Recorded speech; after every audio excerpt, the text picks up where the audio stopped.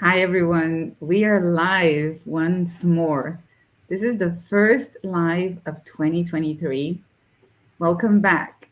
I am so excited to have Bruno with me today. Thank you so much for being here. You have been a friend, an advisor.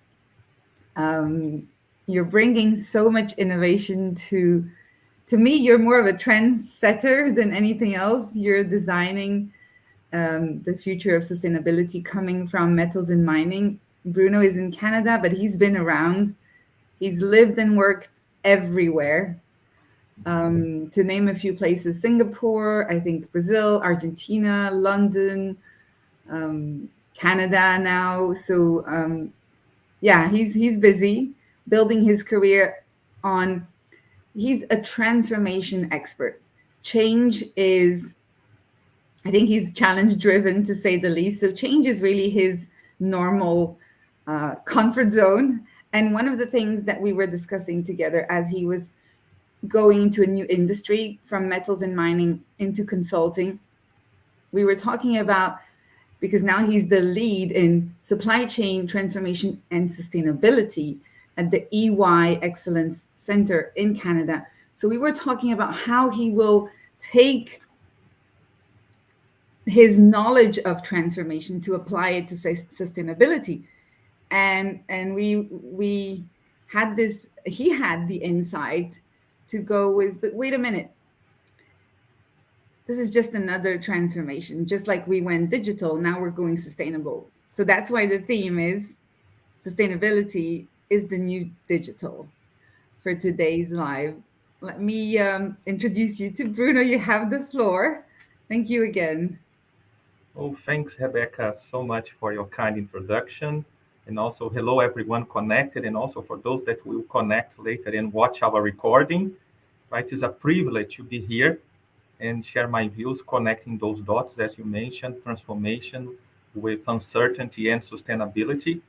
The proposal is to deliver a new reading, a new package to those topics individually that are reasonably well known. So it's bringing a little bit of a new reading with old concept. Let's see. I hope that our audience enjoy. And just before we start, right, I will touch on what you mentioned regarding my experience to the people understand how I made this connection. So as you mentioned, I have worked for many years for mining and metals, and in the industry, I have experienced at least three major transformations regarding integrated planning and commercial activities. More recently, as part of UI team that you just mentioned as well, so I have started right to assist clients with transformation and dealing with things like operating models, things like that. Mhm. And in both cases, there is a clear association being reactive or proactive, depends on the case, with uncertainty, ups and downs of the market and commodities marketing, especially that I have been working for, as well as sustainability that has become has become more and more important on the agenda on the last 5 to 10 years. So this was the way, right, that I joined the pieces into something meaningful. And one more time, I hope everybody enjoy and trying to review the approach and share best practices as well as much as possible. Thank you. Thank you. So why don't we start and dive in? I think one of the slides that you shared with me were where you go from the grinded coffee to the powdered coffee to the liquid. That was it really clarified in my mind what it meant to go from one stage to the next. And it's the same. We are not necessarily changing at the core, but we're transforming into something more refined, perhaps. So happy to do it. Let's put our Let's bets go. on the, Yes, yeah. let's go for And this. I'm adding it. You take the lead, please. Go ahead. okay, thank you. So let's move to the agenda first, Rebecca, and we'll come in 1 minute to the slide you Yes. mentioned. Just to explain, right, we divided the agenda today into three parts, starting with an introduction that pretty much sets the scene and brings a common understanding what is transformation, some definitions, And I think this is good for to a good start to level for everybody that may have less experience with the topic. Then we go to the second part, the main one, when we bring in uncertainty and sustainability to connect the dots to talk about the hot topics we are aiming to address today. And we finished with our conclusions and final considerations, also bringing in some examples of this story. So this is the way we are approaching the our title today. And with no more further ado, let's go. So the picture of That's the the slide, coffee. yes. So let's start the first part and bring in a common understanding, as I said, and bring in a definition. So what is transformation, right? And probably most of us somehow have experienced this, but it's a process where the organizations implement major changes. We are not talking about the small ones, but the big ones. And this means normally changing people, process, and technology together. And we say that this will impact the operating model. And giving more context, this means the way that the company delivers the strategy, the way the company operates. The normal objective to do such a thing is aiming to improve performance, to innovate, to turn around profitability, to drive sustainable growth, things like that. And some examples of business transformation may include sustainability transformation that we'll talk today, digital transformation, as you mentioned, Rebecca, integrated business planning, etc. So this is a bit to bring to the people what we are be talking today. And going further, right, an alarming number, and probably this is the first shocking message I will share today. Most of transformation programs fail. So this is, we are talking that 10 to 30% of the transformation really meet the expectations of the program, the way it was defined. And what we are talking here, we are talking about timing, budget, or changing the culture, whatever is defined for that transformation program, for, for reasons that we will explain later, uh, the programs fail. And 70% of the senior leaders have experienced at least one transformation failure in the last 5 years. So it's alarming number how this is difficult, right, to perform. And continue with our story. So what are the reasons in the top three that I would like to share with everybody on my views that are the common pitfalls on transformation? So number one is starting with the people side. And Mm. all this story is real to put people at the center, to make people comfortable. So basically, the way I like to address this is don't don't underestimate the importance of have people engagement and supporting the transformation. Otherwise, we'll not have the people there to make it happen. At the end is what is necessary to have a good program.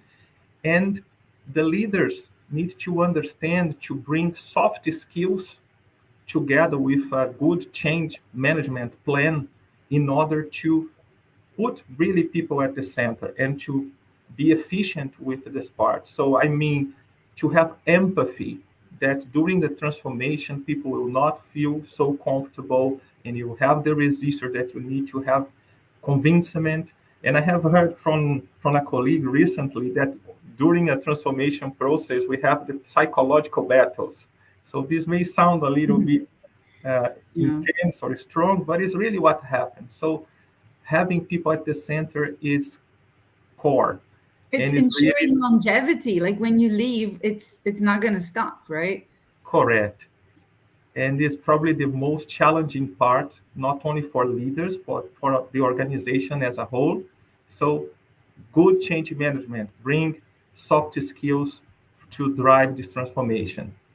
Then I will move to a second one that is another common pitfall. So having a poor strategy, not Mm. having clarity on the future state, and with this, not having the full support of the sponsors of the company, the executive team, and as a result, also not having the buy-in from the middle managers and staff. And in cases like that, you normally end up with a too short-term focus. What we need to really emphasize here, because if you have a situation like that, you really need to rethink and think big and long term. So there is no problem to have quick wins. Actually, it's good. It's Mhm. important to have a mix of deliveries in the program. However, the full value of a transformation will come with time in middle term and long term. And the last reason for transformation to fail is having poor goal setting. So this links with the value delivery of the program. Normally, this happens when you don't understand well, you don't articulate well the value levers from where the value will come from at the end of this transformation program. And with this, right, we'll, let's say, together with point two, I have a way to say that if you don't know where you are going, you end up nowhere. Any place goes, yeah. Yeah. And Correct. this is adoption, like buy-in. You're talking about buy-in, but not just from the top management, from also, I mean, everybody involved, right? Yeah. Correct. You really need to work together with the team to leave space to the team to create. And it's a process that I have learned with good and not so great experience. You need to do together and learn together. This is very important. Thanks for this comment, Rebecca. I was almost forgetting to emphasize. And then moving next, the idea now is to start this part two and start to connect the dots. So we have um, talked about a minimum understanding for transformation. Let's connect with uncertainty. Let's start to talk about uncertainty. We have a signal here, uncertainty ahead. And I will propose a reflection, right? That is it harder to drive a transformation now than before? I mean, than compared to years ago? Let's try to reflect about this. And I believe that there is a common sense from everybody that the world has experienced dramatic changes recently, particularly post the pandemic crisis. And if we continue thinking about that, so we may remember post pandemic, right? We changed the way we work. We now work in a hybrid mode, a reboot mode, and we don't commute to work every day as before. We also changed the way we live, right? The globalization and have experienced logistics disruptions Mhm. and some changes in geopolitics as well. This Yeah. at the end already impacts on us. And I can go further. If we remember about macro changes, right? We have Ukraine war, unfortunately this continues, and we also have new viruses. We have so many things happening. Even last week, right? I remember that BBC has issued that initial studies have identified that the core of planet Earth may have slowed down. And if this is true, right, this may impact us in short and long term dramatically. So it's a word of uncertainty. And then moving next, right, acknowledging this uncertainty, what I'm trying to do, let's try to have some theory about that. And we're starting to talk now about the Bunny word. So this comes from a book that's Bunny Facing the Age of Chaos. This book was became very popular in the last 1 2 years, and this was written and issued and during the pandemic, right? And So basically, brittle, I think brittle, anxious, non-linear, and incomprehensible. I wouldn't know unless I read. Okay, right. yeah, perfect. So thanks for helping. And then this means at the end that we are in a world of constant change, continuous transformation. And as you said, mentioned what stands for each letter, B, A, N, and I, right? Is a word of increased complexity, pace, uncertainty, and disruption. And then now, with this better understanding, is I propose let's embrace the uncertainty, right? And we can finally answer the question: is it harder to drive transformation? So the answer is yes. It is harder to drive transformation programs.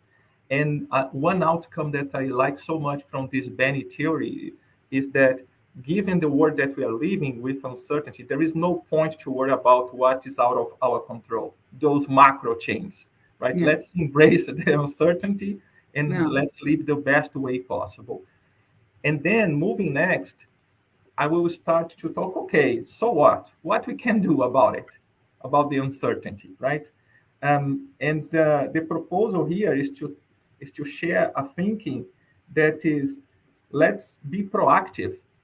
Let's then make this transformation a capability of us as individuals embedded in our behaviors, but also as a capability for the organization environment.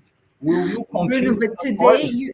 you're telling us the leader of 2023 has to be fluent in transformation. That's it. This is a great way to summarize this. Let's not deny it. Let's not worry about the change that will continue, right?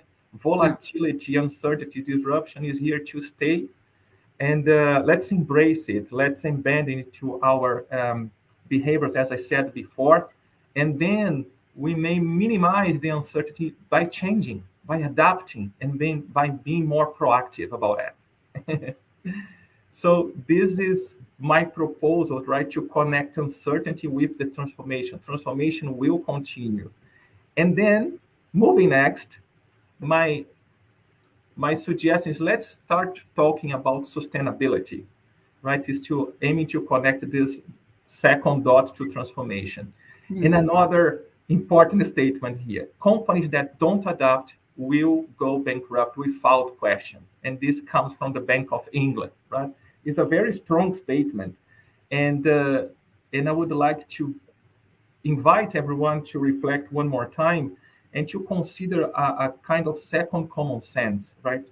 Climate change is reality and it's serious, it's happening everywhere. Let's think together here. We are starting February now, but last month, January, that ended yesterday. During January, just in Switzerland, where you are, Rebecca, right? A skiing championship was canceled because of lack of Like snow us now. Yeah. and not having the conditions to perform. Then, and I can bring lots of examples here in Canada, where I am at the moment, right? We also have very mild temperature during January. It's like the winter didn't happen in January. And in Americas, right, as a whole, and we have storms and flood and rain. So what I'm trying to say is that the climate change is everywhere and is impacting us in for real. So going to the reflection on the slide now is sustainability is everybody's business, is everywhere. And it's not about doing or not, but when. And I really suggest and convince it to start as soon as possible if you have not started to engage with this. Basically, what I'm trying to say and thinking sustainability in an environment perspective, and I know that's more than this, is like we have our part on this game, right? And we need to do as much as possible to mitigate this climate change in a daily basis, right? Bringing actions to put in practice for us. So this is what I suggest for everybody. I'm convinced, but I open the question, right? Do you agree with me? So this is the million question that everybody's trying to answer. And continuing on the sustainability topic, right?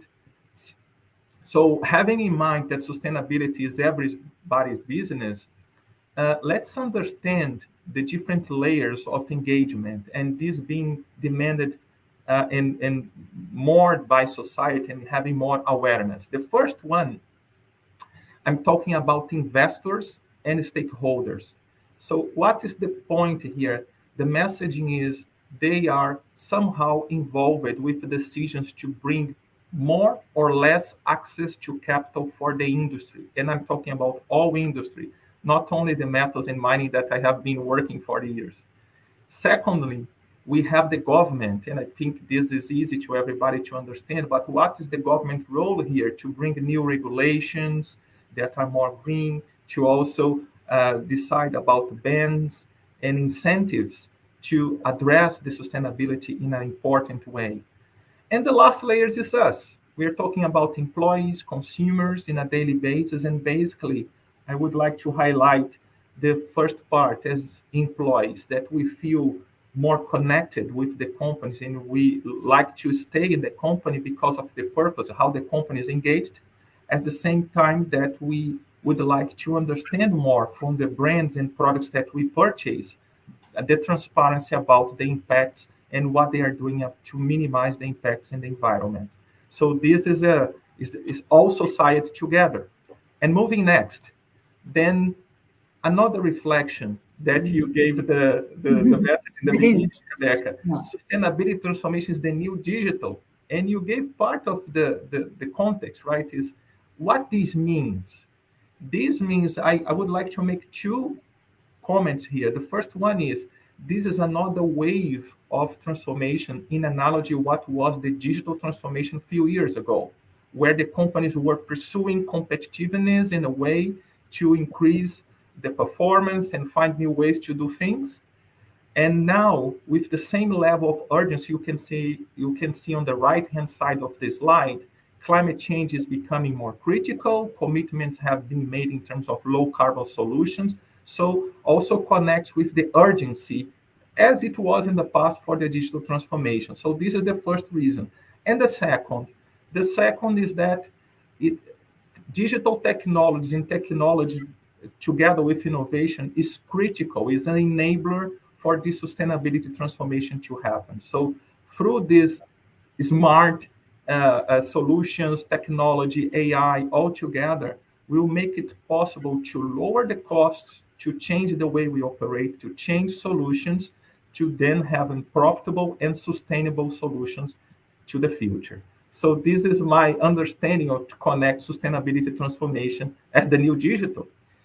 And moving next, so let's do a kind of recap. We are talking about transformation, and basically we're saying now we know the sustainability is a must do, it's an everybody's business.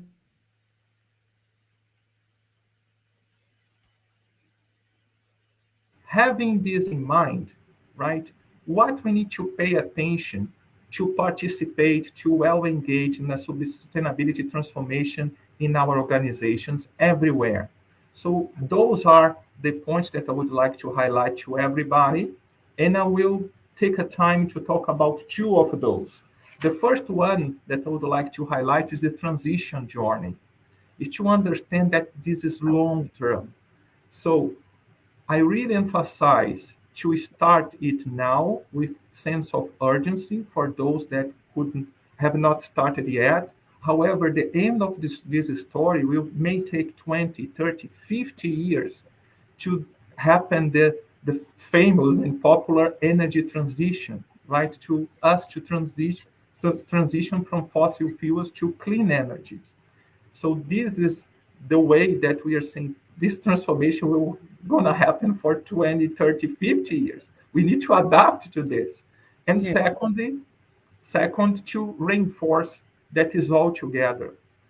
Sometimes we heard, right, that why the government is not doing more or less is all together. An image that I like to use is this is a kind of marathon that we're all running together, and you only win if we cross the line together. It's not one, it's us Yeah. as individuals, are the companies, the private sector, and the government together. So moving next, we are trying now to, okay, we talked about transformation and we understand a common understanding for the concepts. Now we connected the uncertainty and sustainability in this story. What are the recommendations to be successful? Right, we are starting to close this live today. So first, it's the mantra: do the basic right, do the basics right. Yes. So it's all about setting the vision, the goals, and the value proposition for the transformation that is well organized and always aiming a long-term journey. So the image is very clear, right? We need to think big and and look ahead for this big objective and going slowly in waves and stages to get there. Second, putting people at the center. So what this means, after you know what you're gonna do, where do you want to go, right? Is is all about having the people at the center by bringing the soft skills in, and also good change management plan. Apologies. And what I mean with a good change management plan is dynamically reviewing this plan and bringing the empathy I mentioned before. This will make people comfortable and support the leadership support the organization going forward. Third, now with lens in the sustainability transformation, here is my opportunity to show some people that may not be familiar with those flows why this is long term in a very visual way. So we are a society that we are migrating from the left to the right on the slide, from the linear economy where we extract raw materials and products from the nature, then we produce products, we consume, and then we have the disposal of some kind of waste. And we are migrating to the middle, and this is taking years and generating the need for new solutions where we continue extracting, we continue producing, consuming, but we have a certain level of recycling, reuse, remanufacturing to reduce as well, not only the extraction, but also the production of waste, the disposal of waste. Until we are ready to the right, to have the circular economy where we will reduce the extraction from the nature, produce and consume in a way that we have much higher levels of recycling, reuse, remanufacture, and more connections in the way that we will minimize or even having zero waste as a result of the new business model.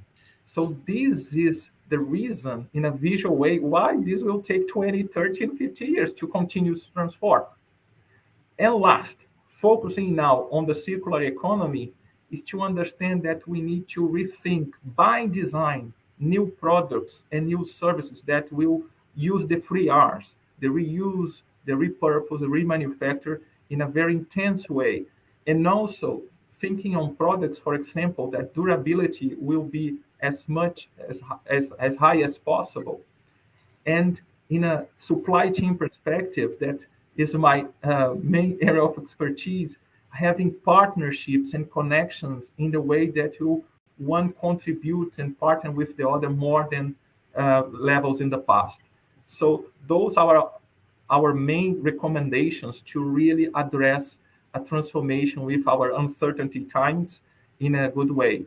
And here, some examples of positiveness, right? Let's bring positivity to the life today. But you said, okay, sustainability, there are many aspects to it, and you mentioned also the digital transformations. So you went down to circular, and then finally circular economy, and then finally innovation. And I thought maybe he's going to say that technology is going to be key for all of this to tie in together, because I already heard that, before. Technology is the answer. When we spoke with Cyril in the last live we had, he was tackling the topic of, is everything that you do in the sustainability space innovative, or is everything that is innovative sustainable? We were trying to figure that out, but the conclusion was technology is the answer. We don't have to answer this now, but I couldn't wait to ask you. Give us the answer. There is no easy fit. I know it's a long term, and you mentioned it along. Yes, and Rebecca, I would say with those examples on the page, this will become more clear. Yes. So technology, digital technologies, and all together, right, to boost innovation and find new solutions that will change our business models and having new ways to operate that will be profitable and sustainable. So, and then people will go there because it's obvious, right? Yes. Why would I use a fax machine if I can send it by email? Yeah, exactly. Correct. So let's look some examples here and continue talking about this topic, because I think it's really a good thinking for us. On the top of the page, right, we have the consumer products, consumer goods sector, where we have some great examples of innovation and becoming here still the hybrid model. It's not the fully circular yet, right? We need to have this in mind. Mm-hmm. We are not ready. We need to have more innovation, more technology to get there. So, for example, picking up some examples, one from Philips, and I would like to highlight to some people that may not have this as a familiar topic, servitization. So it's having light as a service. And this is starting to happen for organizations, hopefully very soon for individuals in our homes like today. Apple, right? And then buy back our old iPhones to use the parts, spare parts of the phone to reuse, remanufacture into new ones.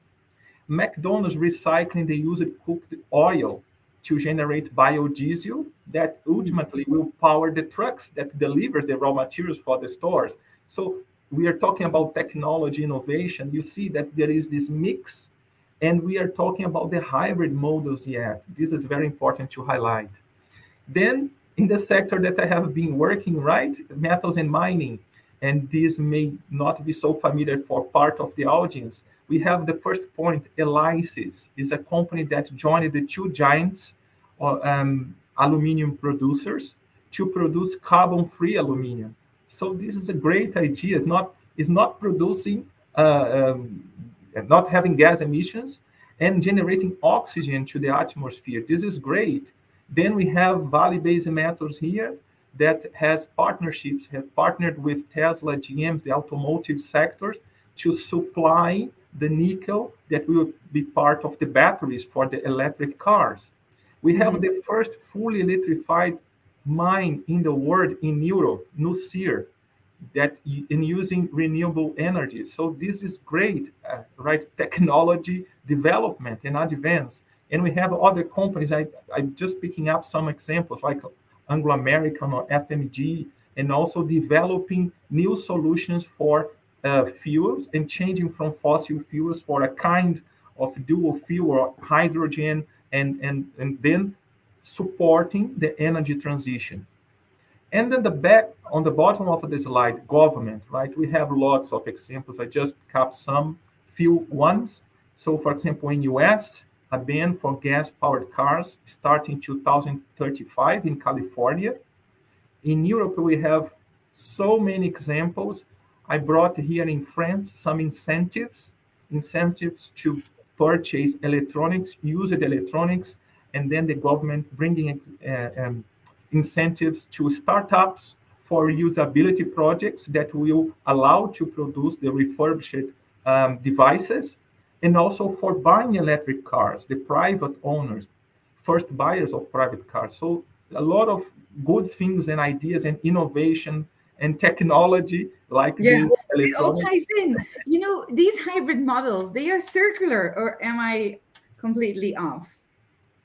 No, we are not completely off. It's just because I prefer to say that we are in transition. So this is still a hybrid stage until we will be really able to have higher levels of recycling, reuse, remanufacture, and we reduce distraction from nature, and also the disposal of waste that we can call, okay, this is a fully circular model. But Yeah. we are on getting there, right? And we are advancing fast. So I'm trying to bring positivity because nowadays it's so easy, right? To have so not so great news and Yes. a lot of negativity. No, let's bring positivity. Let's see how many great things we are doing, and then I will try to wrap up and tie all this together coming Yeah. next.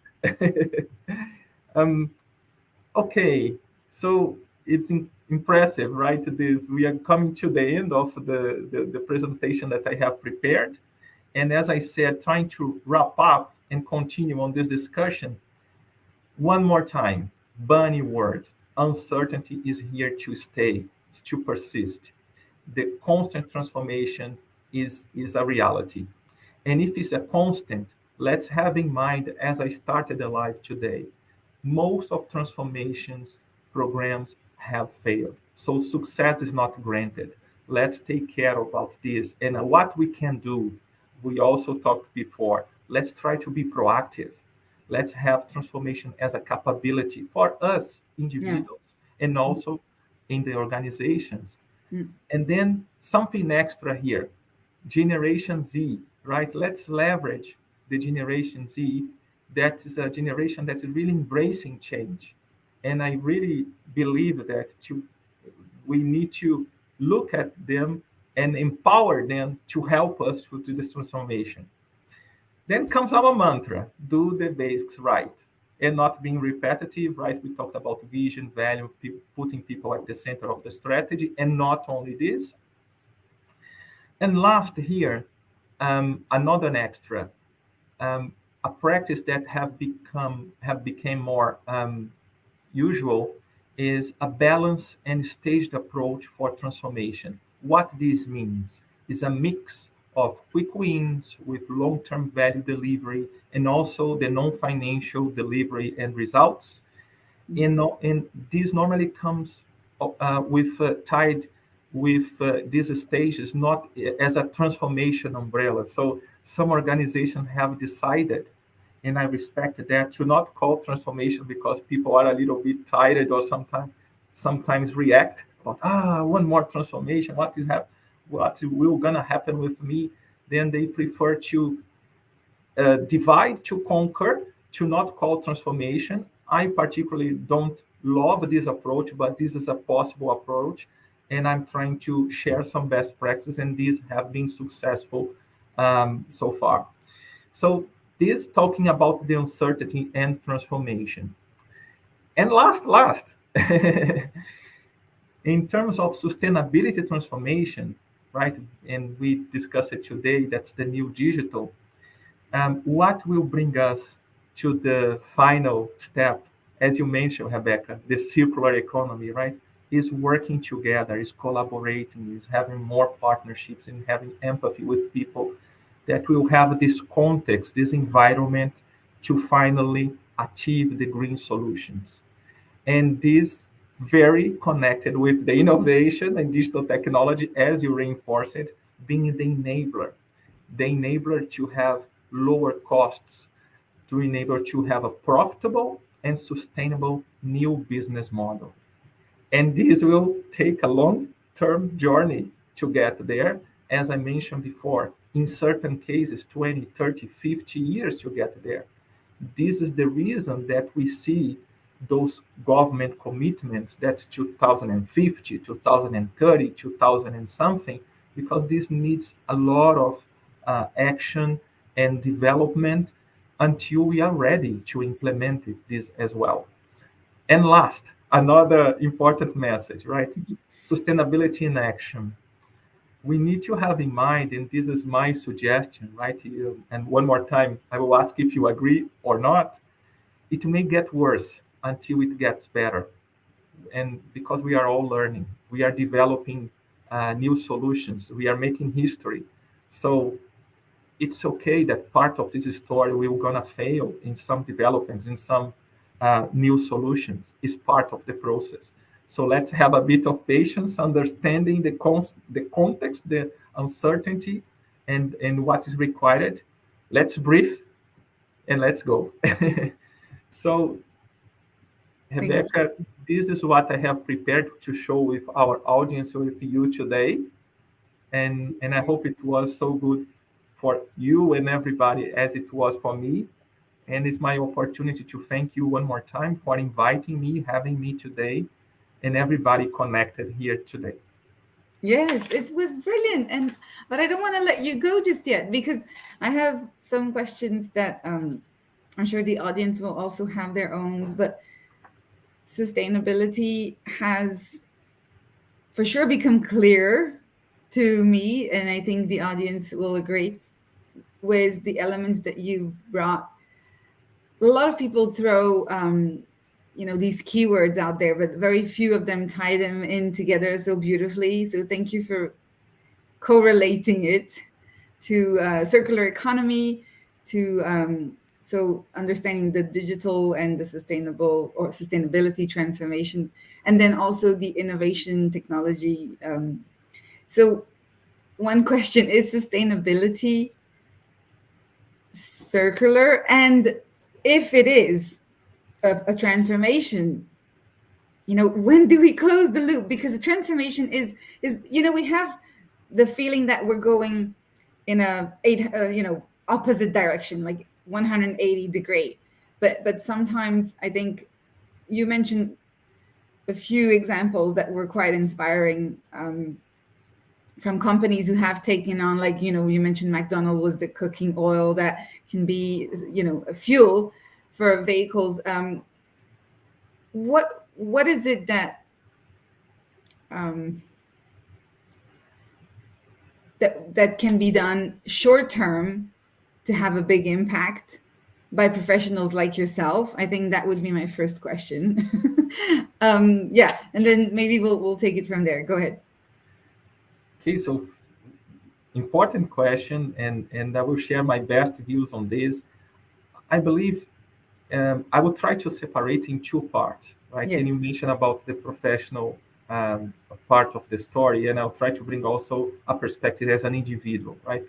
As a professional, my main background is around supply chain, and and being a supply chain professional, right? We are in a good position to connect the dots inside the company and what the company is deciding to produce and to sell.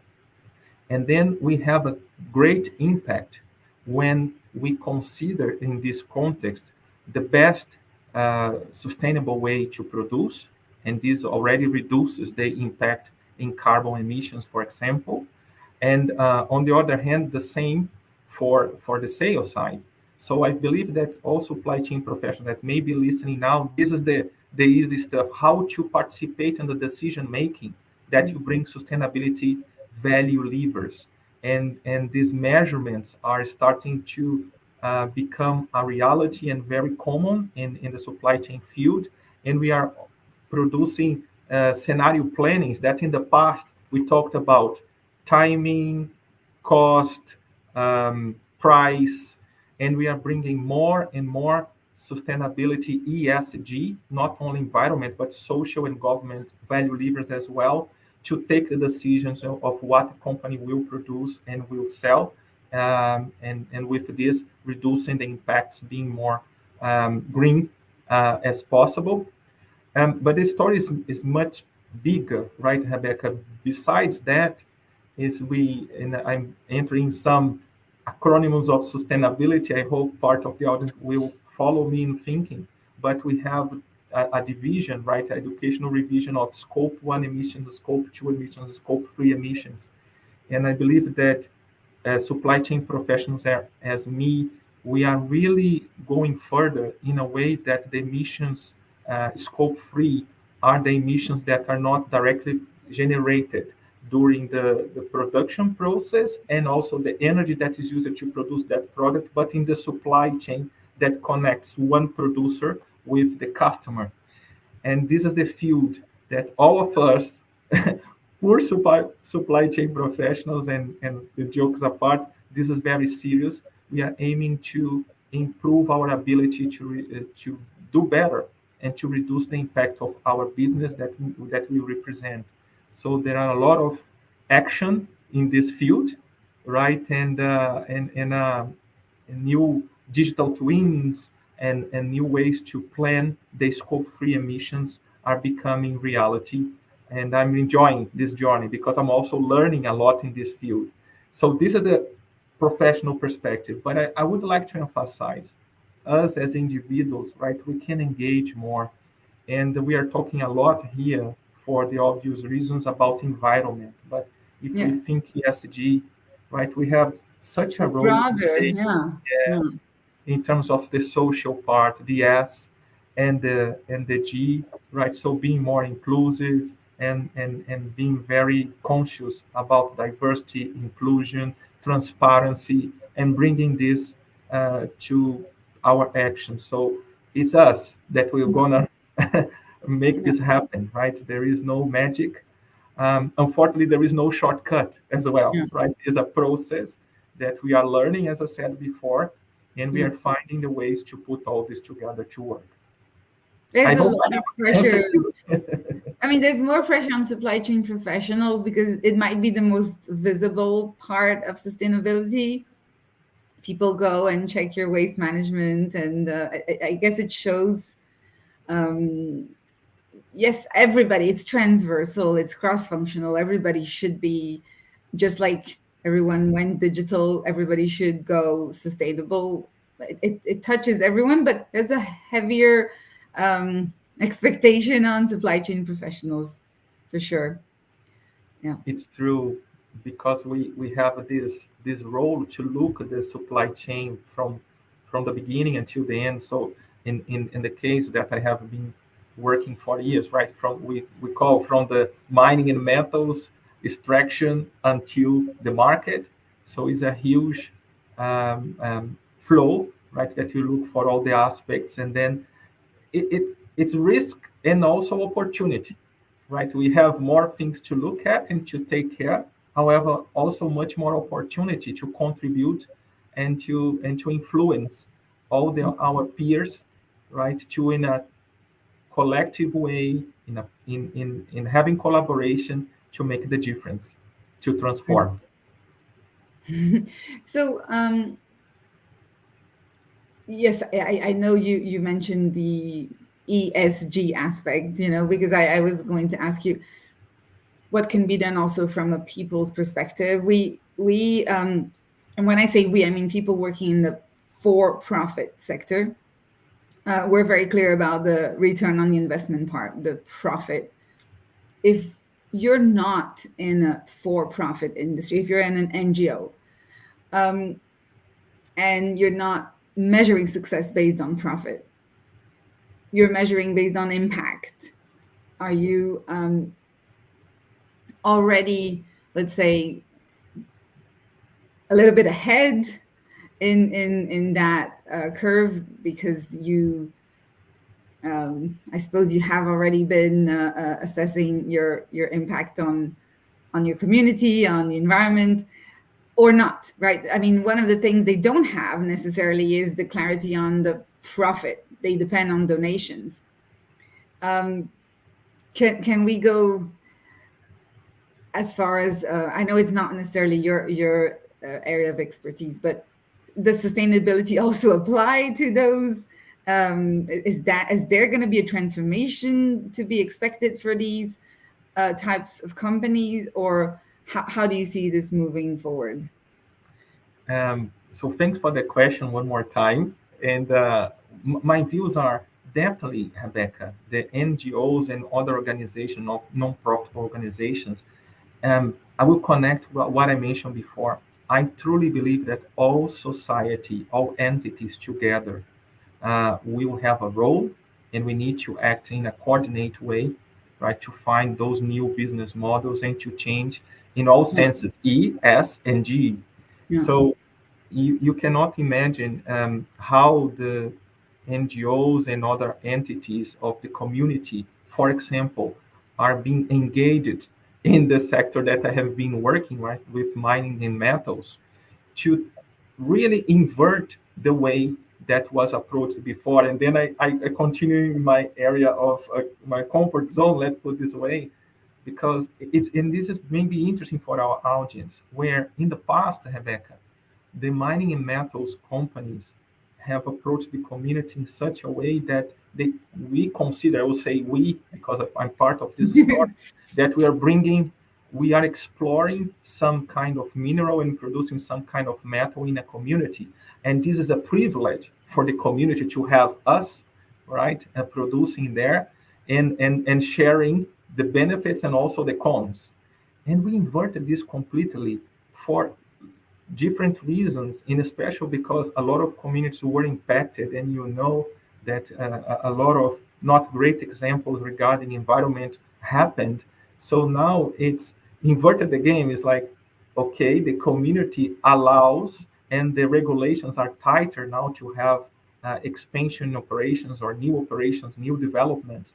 So it's a privilege for the companies to be at that community, to be part of that community, and to find together the solutions that will be inclusive, that will ensure the diversity, that will ensure that the environment will be respected, and a lot of other details that will not extend so much here. But then I'm trying to also connect the partnership of NGOs and entities from the community that are partnering and trust me, sitting on the table with senior leadership on the metals and mining companies to decide the best ways to address problems and also to have the project development, whatever it is.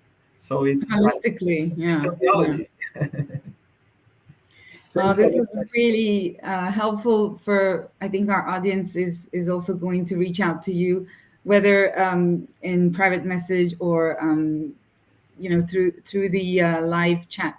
You will have also this conversation recorded on YouTube, so I think people will be able to watch it later. I don't have any final burning questions. I think you've tied everything up beautifully, and I'm just maybe the final point would be, if people find themselves with the expertise that you have and have no clue what to do with their career in terms of a next step, um, moving into consulting so that they can advise companies the same way you've done. I mean, that could also be quite a disruptive, non-linear, but very exciting career move that you've now exemplified and made this possible for many people to follow suit. So yeah, maybe the sustainable career is also a disruptive one, a non-linear one, and I think you've enjoyed that transition, haven't you? correct. So thanks one more time, Rebecca, for your kind words. This is a truly summary of my journey. Just came to my mind few things here to emphasize about that. The idea today was really to inspire people and always opening the door if they agree or not with my thoughts. But I was trying to tie, as I Yeah. said in the beginning, those topics together in a nice way, bringing new views for things that we know, and trying to, with this, right, refresh views and change the way we go for this topic. And where I'm going with this is, I would like to emphasize safety is transformation now. We are we are in the bunny world era, Yeah. and there are so many other theories. I just prefer to select this one, but trust me, there is the um, prior to Bunny, VUCA Yeah. theory, and also chaotic era. So I at least have studied more two theories that tries to describe these uncertainty times, this transition that we are as a society, as humanity, into new business models and sustainability. And and with this, right, not only emphasizing as that safety is be sustainable, or if we want to be safe, right, transform, uh, because it's our reality, but also bringing the reflection, right? I think everybody knows in any business, in any industry, that there is no wealth today without safety, right? And everybody is emphasizing safety for years and years. And now is the time to emphasize ESG and sustainability as the word that represents that. So there is no wealth without sustainability. If we don't do our part, if we not sustain the commitments that have been made to low carbon solutions, what's the point, right? We will just fail as a society, and we are talking about climate change and the dramatic impacts on us. So let's have this in mind, aiming to inspire everybody. And it's true, because of that, right, uncertainty and a non-linear career is possible. I'm one example of this, and I hope, right, to continue learning on what the best way to address those topics is. Not easy, but it's everyday learning. And I think it's very important to also emphasize this. It's a learning curve. It's a continuous learning. It's a continuous transformation and a continuous learning. It's safety. I love that. Safety is the new comfort zone. No, no, no, no. Uncomfortable is the new safe. Yeah, something like that.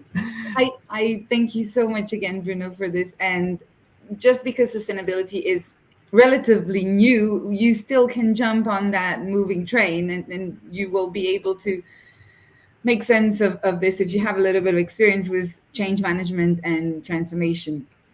So so this is us encouraging you to think about this as your next career move, perhaps. So thank you so much, Bruno, once more. I cannot wait to host you again, and whichever topic you find relevant to take forward. You've been such an inspiration for all of us. So thanks again. Thank you. Thank you, everybody. And for those that will watch the recording later as well, we keep in touch, happy with this opportunity. I will be always open to more ones. Yes. Thank you again. Bye, everyone. Thank you. Bye-bye.